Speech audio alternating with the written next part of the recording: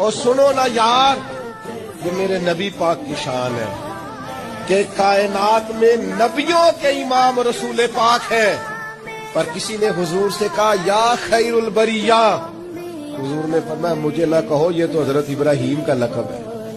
ایک مقام پہ کہا میری اور جناب موسیٰ کی شان کا مقابلہ اس طرح نہ کرانا کہ حضرت موسیٰ کی شان گویا گھٹے۔ رسول پاک نے حضرت عیسیٰ کا مرتبہ بیان کیا، جناب یوسف کا مرتبہ بیان کیا، حضرت صدیق کی شان بیان کی، سیدنا فاروق کی عظمت بیان کی، حضرت عثمان کو حیا والا کہا، مولا علی کی عظمتیں بیان کی، نبی کریم علیہ السلام نے جناب عمار ابن یاسر کی شان بیان کی، ابو عبیدہ بن جراح کو امین امت کہا۔ کریم نے فرمایا بلال کیا عمل کرتے ہو؟ یا رسول اللہ کیا ہوا؟ فرمایا میں نے تو معراج کی رات جنت میں بھی تمہارے چلنے کی آواز سنی ہے۔ یہ عظمتیں بیان کرنے کا طریقہ میرے نبی پاک کا۔ تو نے ہر شخص کی قسمت میں یہ عزت لکھی، آخری خطبے کی صورت میں وصیت لکھی۔